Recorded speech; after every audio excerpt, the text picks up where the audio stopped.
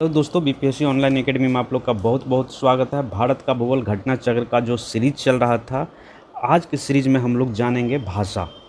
भाषा जो हमारे देश में बोली जाती है, अलग अलग तरह के जो जनजाति है अलग अलग तरह के भाषा बोलते हैं, तो उसी के बारे में आज हम लोग जानेंगे। ठीक है। भारत में सबसे ज़्यादा भाषा बोलने वाली जो है वो हिंदी है, उसके बाद बांग्ला भाषा है।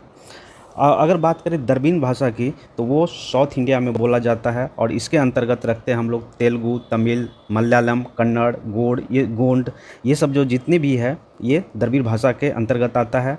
उसके बाद आता है एक आर्कटिक समूह की भाषा है जिसमें खासी, संताली, मुंडारी, भूमिज आदि जो है ये कुछ भारत के प्रमुख जनजाति द्वारा भाषा बोले जाने वाली है। तो चलिए बिना टाइम गंवाए हम लोग जानते हैं एमसीक्यू के माध्यम से भाषा के बारे में। पहला क्वेश्चन है, भारतीय उपमहाद्वीप में बोले जाने वाली भाषा हिंदी के बाद किसका नंबर आता है? तो देखिए, जैसा कि अभी हम लोग बात किए कि सबसे ज़्यादा जो इंडिया में बोला जाता भाषा वो है हिंदी और उसके बाद बोला जाता है कौन सा? बांग्ला। ठीक है, तो ये याद रखेंगे। बांग्ला कहाँ? बेसिकली वेस्ट बंगाल के रीजन में बोला जाता है। ठीक है, चलिए अगला है, भारत में कितने शास्त्रीय भाषा है? तो भारत में जी शास्त्रीय भाषा है, देखिए इस क्वेश्चन में एक चीज़ और हम लोग देख लेते हैं। जो अभी हम लोग देखें भारतीय उपमहाद्वीप में बोले जाने वाली भाषा हिंदी के बाद किसका नंबर आता है? तो वो आता है बांग्ला का। 2011 में एक सेंसस के अनुसार अगर हम लोग बात करें तो 121 मदर टंग है हमारे इंडिया में, मतलब 121 तरह के लगभग भाषा बोली जाती है इंडिया में।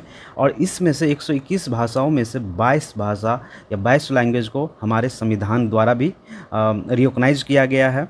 ठीक है, जो कि 8 शेड्यूल में आते हैं। चलिए उसके बाद अगर हम लोग बात करें यहाँ पे तो कम से कम लगभग 43.8% लोग हिंदी बोलते हैं और ये पहला पोजीशन आता है और दूसरा आता है किसका? बंगाली का। ठीक, चलिए अगला है, भारत में कितने शास्त्रीय भाषा है?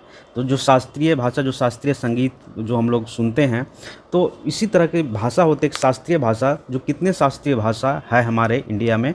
तो ये है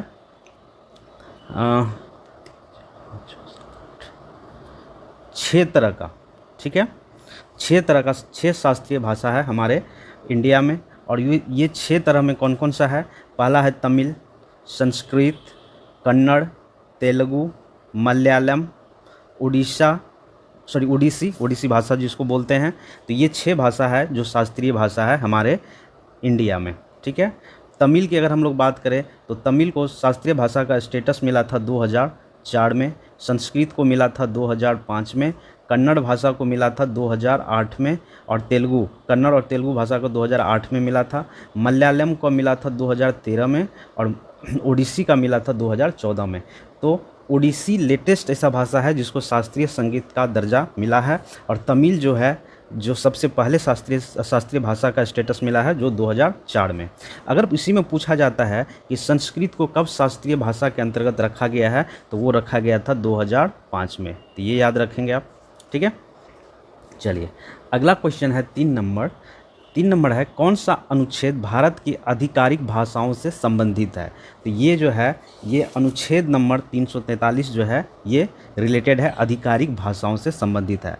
आर्टिकल 3 जो इंडियन कॉन्स्टिट्यूशन में है, आर्टिकल 343 जो इंडियन कॉन्स्टिट्यूशन में है, इसमें मेंशन है भारत की औपचारिक भाषाओं के बारे में, जो भाग 17 के अंतर्गत आता है। ठीक है, और ये आधिकारिक भाषा या लैंग्वेज से रिलेटेड जो है भाग 17 में है। और आर्टिकल 343 से लेकर 351 इसके बारे में चर्चा मिलती है इंडियन कॉन्स्टिट्यूशन में। और इसमें यह भी कहा गया कि देवनागरी लिपि में हिंदी जो है वो राज्य की राजभाषा होगी। ठीक है, चलिए अगला क्वेश्चन है, निम्नलिखित में से किस भाषा को सबसे पहले शास्त्रीय भाषा का दर्जा मिला? तो देखिए अभी हम लोग जाने कि शास्त्रीय भाषा 6 है टोटल हमारे इंडिया में, 6 शास्त्रीय भाषा है जिसमें कौन? तमिल, संस्कृत, कन्नड़, तेलुगु, मलयालम, उड़ीसी। ठीक है, उड़ीसा या ओडिसी बोलते हैं उसको। ये 6 तरह के शास्त्रीय भाषा है जिसमें तमिल को सबसे पहले कब? 2004 में शास्त्रीय भाषा का स्टेटस मिला था। संस्कृत का अगर बात करें तो 2005 में मिला था। कन्नड़ की बात करें तो 2008 में मिला था, कन्नड़ और तेलुगु को दोनों एक साथ मिला था। फिर आता है तेलुगु का 2008 में मिला था। ठीक है, चलिए ये हो गया। चलिए आगे है 5 नंबर क्वेश्चन, कि 2014 में किस भाषा को शास्त्रीय भाषा का दर्जा मिला। तो देखिए सबसे लास्ट में 2014 में जो मिला था वो उड़ीसा का जो भाषा है उड़िया, उसको मिला था शास्त्रीय भाषा का स्टेटस। और उड़ीसा कितना 2014 में मिला था शास्त्रीय भाषा का स्टेटस। मलयालम को मिला था 2013 में, और तेलुगु को मिला था 2008 में, और कन्नड़ को भी मिला था कब 2008 में। तो ये याद रखेंगे आप, ठीक है। चलिए अब हम लोग जान लेते हैं कि इंडिया में जो है वो कहाँ पे कौन सी भाषा बोली जाती है। जैसा कि आप मैप देख रहे होंगे, तो मैप में आपको जैसे दिख रहा है जो हिंदी बोला जाता है उत्तर प्रदेश, बिहार और इधर राजस्थान, पंजाब से हट के थोड़ा हरियाणा, उत्तराखंड, ये सब में जो हिंदी बोला जाता है। और हिंदी बोलने वालों की जो संख्या है हमारे इंडिया में लगभग जितने भी है उसमें लगभग 43 पॉइंट समथिंग जो है क्या बोला जाता है, हिंदी बोला जाता है। तो ये याद रखेंगे। उसके बाद आती है बंगाली का, जो बंगाल में और थोड़ा बहुत यहाँ पे अंडमान निकोबार में बोला जाता है बंगाली। लगभग 8% लोग बंगाली बोलते थे, जैसे यहाँ पे देखिए। और उड़ीसा में क्या बोला जाता है, उड़िया भाषा बोला जाता है। आंध्र प्रदेश में कौन सी भाषा बोला जाता है, तेलुगु बोला जाता है। और अगर आप चले जाएंगे ये महाराष्ट्र में तो मराठी बोला जाता है। कोंकणी भाषा कहाँ पे, तो गोवा में बोला जाता है। मलयालम कहाँ पे, केरल में बोला जाता है। तमिलनाडु में तमिल भाषा बोला जाता है। और कन्नड़ की बात करें तो कर्नाटक के आसपास जितने भी जगह है वहाँ पे कन्नड़ भाषा बोला जाता है। और भील भाषा अगर बात करें तो भील एक ट्राइब है जो भाषा बोलते हैं उसको भील भाषा ही बोलते हैं। तो ये कहाँ पे, गुजरात और कुछ पार्ट के महाराष्ट्र में बोला जाता है। बाकी यहाँ पे गुजरात में गुजराती चलता है, यहाँ पे लद्दाख में लद्दाखी चलता है, कश्मीर में कश्मीरी चलता है, और पंजाब में क्या बोला जाता है, पंजाबी। अगर अब हम लोग थोड़ा चले जाएँ इधर उत्तर पूर्वी भारत में जाए तो यहाँ पे कुछ भाषा है। मिजोरम में मिजो बोला जाता है, मणिपुर में मणिपुरी बोला जाता है, और यहाँ मेघालय में खासी भाषा बोला जाता है, असम में असमीज बोला जाता है। और अरुणाचल प्रदेश की बात करें तो यहाँ जो भाषा बोला जाता है उसको निसी बोलते हैं। तो ये याद रखेंगे। अब देखिए हिंदी बोलने वाली संख्या जो है हमारे इंडिया में वो लगभग कितना 43.3% है, और सबसे ज़्यादा हिंदी ही बोला जाता है हमारे भारत में। उसके बाद आ जाइए बांग्ला भाषा बोला जाता है लगभग 8.3% के आसपास।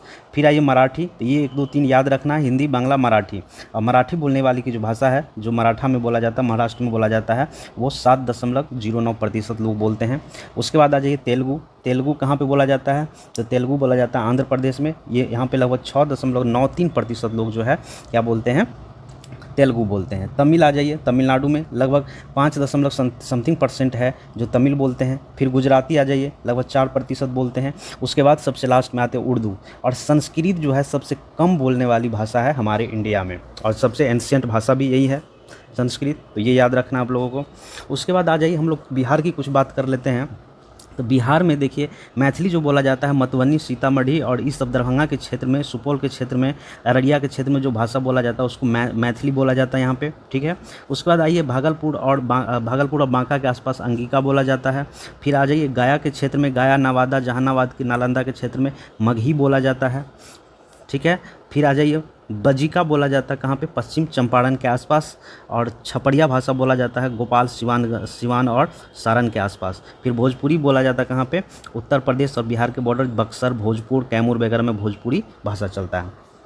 अगर हम लोग बात करें तो बिहार में सबसे ज़्यादा बोलने वाली भाषा कौन सी है, तो देखिए बिहार में भी लोग लगभग 25% लोग जो है हिंदी बोलते हैं, ठीक है। 25% लोग हिंदी बोलते हैं।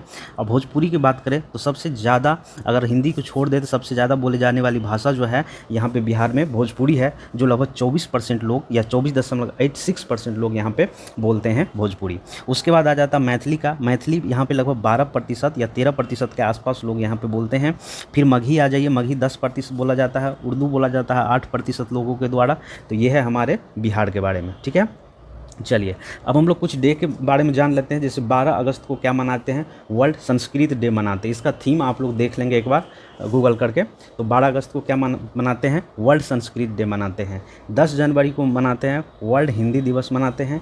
13 अप्रैल को मनाते हैं वर्ल्ड इंग्लिश लैंग्वेज डे मनाते हैं। और 26 नवंबर को कॉन्स्टिट्यूशन डे मनाते हैं।